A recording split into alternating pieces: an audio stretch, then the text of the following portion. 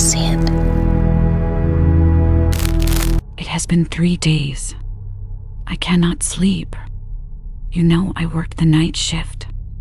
I drove the ambulance for 6 years. It was just a job. We saw everything. We saw the worst parts of life. I thought I was numb. I thought nothing could scare me. The call came in at 3. It was a single vehicle accident. The rain was heavy. It turned the asphalt into glass. We arrived at the scene. The smell hit me first. It was copper and gasoline. A sedan was wrapped around a pole. It looked like a crushed soda can. The driver was gone. We do not use the term dead. We say non-viable. He was a young man, maybe 20 years old. His body was twisted. It looked like a broken doll. My partner, Mike, checked for vitals. He looked at me and shook his head. There was no pulse. There was no breath. We put him in a heavy black bag. The zipper made a loud sound. It felt final. We lifted him into the back. The ambulance felt colder than usual. The engine hummed beneath us. I started driving toward the morgue. It was a long road. The trees looked like skeletal fingers.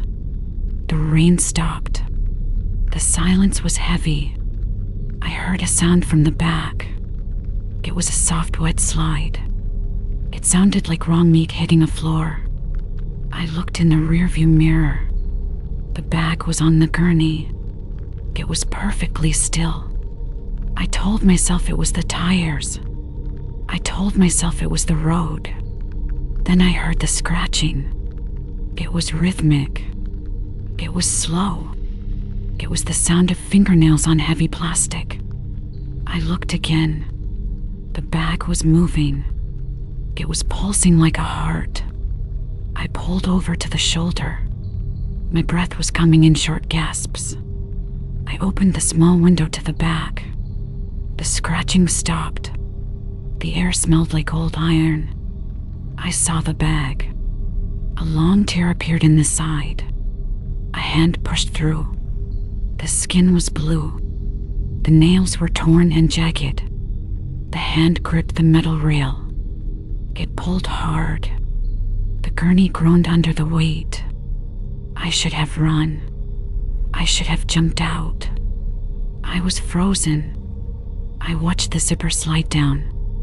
It was slow. It was deliberate. A face emerged from the dark. It was not a human face anymore. The jaw was hanging by a single tendon. One eye was gone. The other was wide and yellow. He did not scream. He made a wet clicking sound. It was the sound of air through blood. He sat up. His spine made a sound like dry sticks breaking. He looked at the window. He looked right at me. He began to crawl. His movements were jerky. They were wrong. He dragged his lower half. It was just a mass of red pulp. He left a thick trail on the floor. The smell became unbearable. It was the smell of a slaughterhouse. He reached the partition. He pressed his face against the glass. He left a smear of black grease. He opened his mouth. Dark fluids leaked onto the ledge. He was trying to speak. The clicking got louder. It was a code. It was a warning. I saw his teeth. They were shattered like white glass. I slammed my foot on the gas. The ambulance lurched forward. He fell back onto the gurney. I heard his head hit the metal. It was a dull thud. I did not stop. I drove through every red light. I reached the hospital gates. I screamed for help. The guards came running. They opened the back doors. The interior was covered in red. It was on the walls. It was on the ceiling. The bag was empty. The body was gone. We searched the entire vehicle. We found nothing but the mess. There was a trail of blood. It led to the rear doors. The doors were locked from the inside. The police checked the cameras. They saw the ambulance rocking. They saw the windows fog up. They saw me driving like a madman. They did not see him leave. I quit the next morning. I cannot close my eyes. When I do, I hear the clicking. I see that yellow eye. My apartment feels too quiet. I find dark spots on my carpet. I wash them, but they return. I think he followed me home. I think he is under the bed. He is waiting for the lights to go out. He wants to finish the conversation. I am not safe. Next story. Some debts are paid in skin. Don't look up. Listen, I need to tell you this before I lose my mind.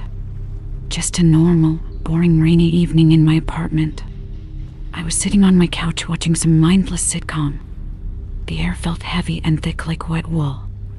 My skin started to itch right on my left forearm. It was a tiny, persistent tickle under the surface. I figured it was just dry skin or maybe a bug bite. I scratched it absent-mindedly while staring at the screen. The itch did not go away though. It felt sharp and deep. It felt like something was moving. Not on my skin, but inside it. I looked down at my arm in the dim light. My skin looked pale and slightly translucent. I saw a small ripple move near my wrist. It was quick and jagged. My heart started to hammer against my ribs. I turned on the floor lamp to see better. The light revealed a faint, bluish trail under my epidermis. It looked like a vein, but it was shifting. The trail was moving upward toward my elbow. I touched it with my trembling right hand. It felt hard and segmented like a dry twig. Then the pain hit me like a lightning bolt. It was a searing, white-hot localized burn. I gasped and dropped my remote on the floor. I watched in horror as a lump formed. The lump was the size of a kidney bean. It started to pulse with a rhythmic, sickening beat. I ran to the kitchen and grabbed a steak knife. My breathing was shallow and ragged now. I stared at the lump as it reached my bicep. I could hear a faint scratching sound from within. It sounded like dry leaves skittering on pavement. My vision blurred as cold sweat soaked my shirt. I sat on the linoleum floor and gripped the knife. The kitchen light flickered once and stayed dim. I pressed the blade against the moving lump. The skin felt unnervingly tight and hot to touch. I made a shallow incision near the bulge. Blood welled up instantly, thick and dark. It smelled metallic and strangely sweet like rotting fruit. The pain was dull at first, then incredibly sharp. I saw something white flash inside the red wound. It was a tiny, pale leg tipped with black. My stomach flipped and I almost threw up. I squeezed the sides of the cut with my fingers. More blood cascaded down my arm and onto the floor. It made a wet, rhythmic slapping sound on the tile. Suddenly, a dozen more legs sprouted from the opening. They were thin as hair and moved with frantic speed.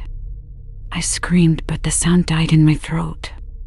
The creature pushed its way out of the meat. It was a translucent beetle with a human face. The face was tiny but perfectly formed and weeping. It scurried across my bicep and bit into my neck. I felt its mandibles lock onto my jugular vein. I tried to pull it off, but it held firm. Then I felt a shift in my other arm. Hundreds of ripples started moving under my chest skin. The scratching sound grew into a deafening roar. My skin began to bubble and stretch like boiling tar. Small, dark points began to puncture through from inside. They looked like needles made of obsidian and bone. My chest felt like it was being unzipped from within. The pain was so intense I could not breathe. I looked in the hallway mirror across the room. My reflection showed a man made of moving shadows. Thousands of tiny black shapes were erupting from my pores. They poured out in a silent, glistening black tide. My blood turned into a slurry of crushed carapaces. I felt my internal organs being hollowed out completely. The things were eating me from the inside out now. I reached for the phone, but my fingers snapped. There was no bone left, only hollowed out husks. My eyes felt tight as they began to bulge. A long, thin feeler poked out from my tear duct. It tasted the air and retreated back into my skull. I felt my brain being nibbled by a million mouths. The floor was covered in a carpet of clicking legs. I am standing here now, but I am empty. My skin is just a bag for the swarm. They are hungry and they want to meet you.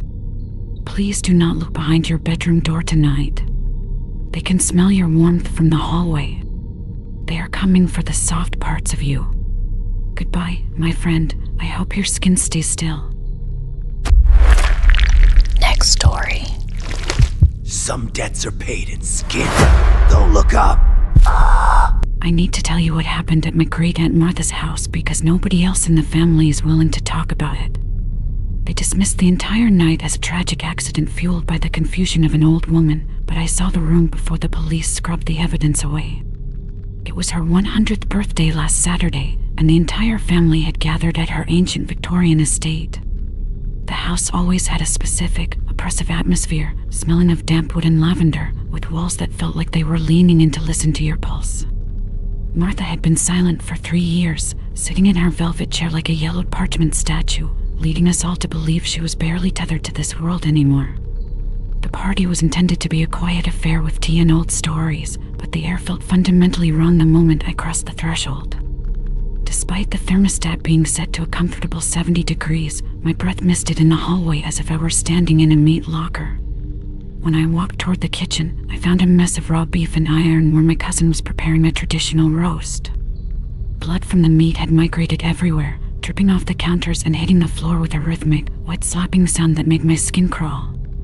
I felt a localized dread pulling me back toward the parlor where Martha sat with her eyes fixed on the ceiling, counting invisible flies. She began to hum a low, vibrating note that sounded less like a human voice and more like grinding stones and wet static.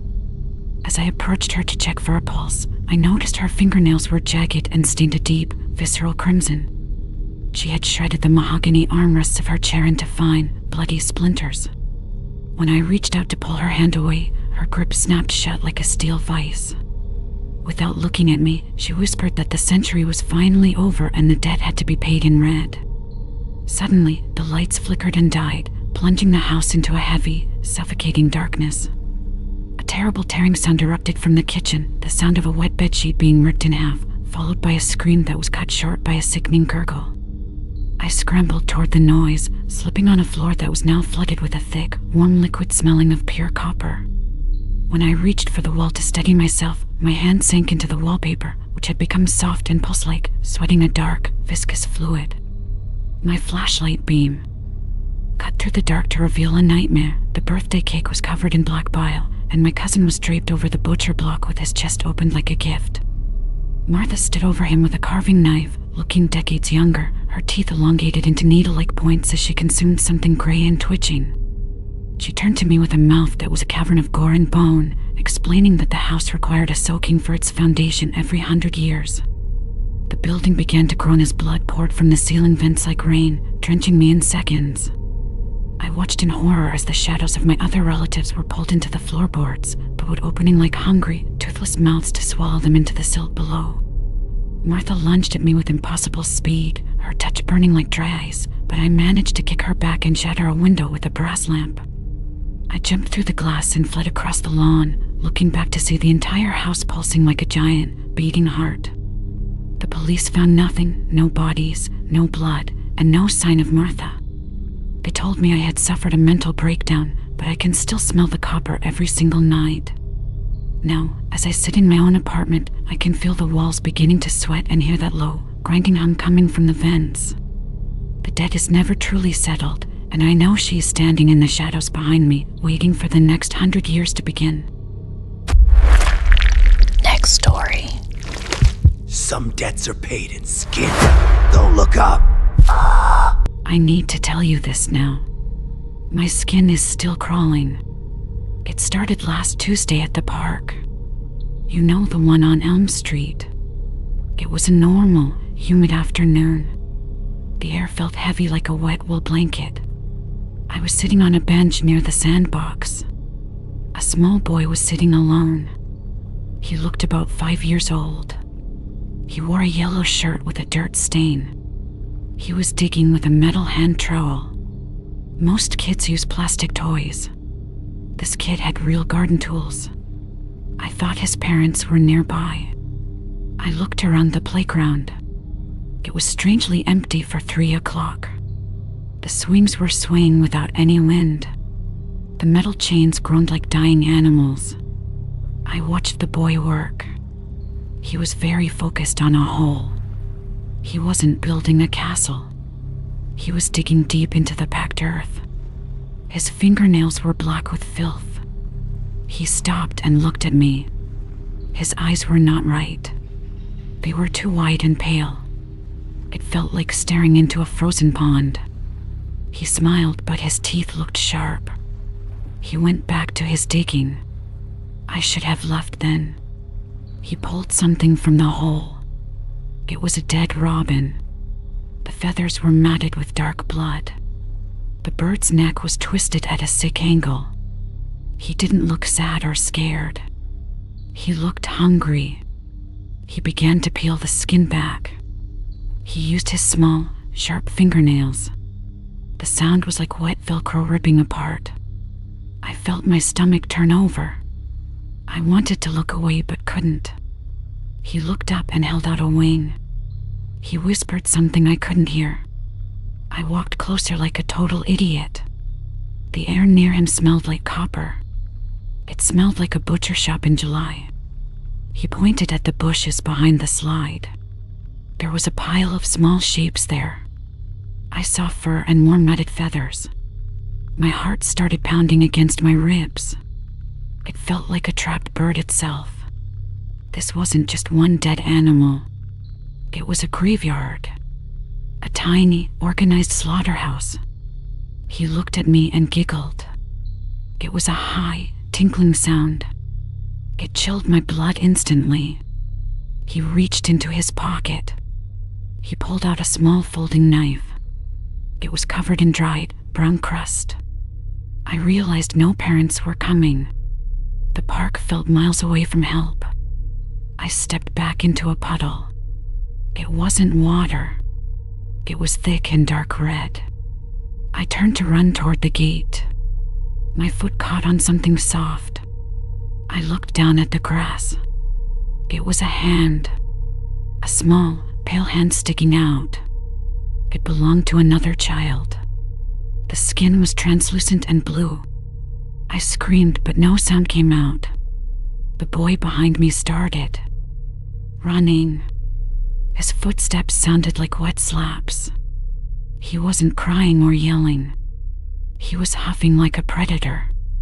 I reached the fence and climbed. My hands were shaking violently. I looked back over my shoulder. He was standing by the body. He was holding the knife high.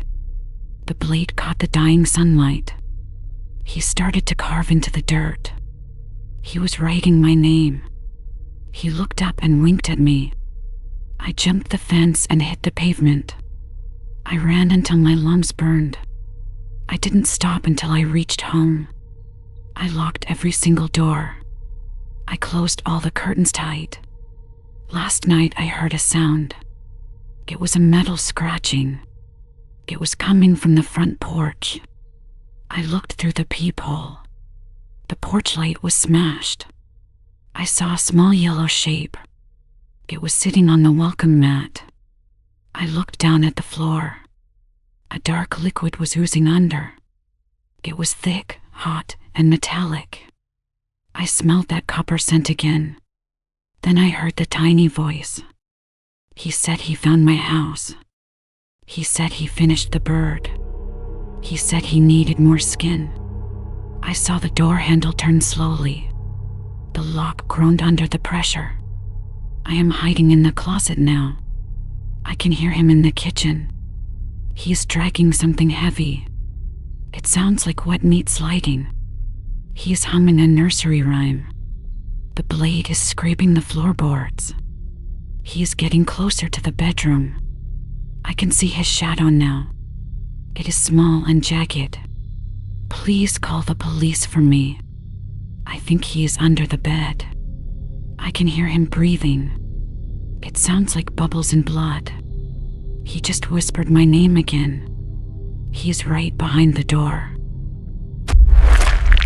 Next story. Some debts are paid in skin. Don't look up. Next story is yours. Take a look at the shadow in the corner of your room. Are you sure it was that shape a minute ago? Subscribe or be the next in line.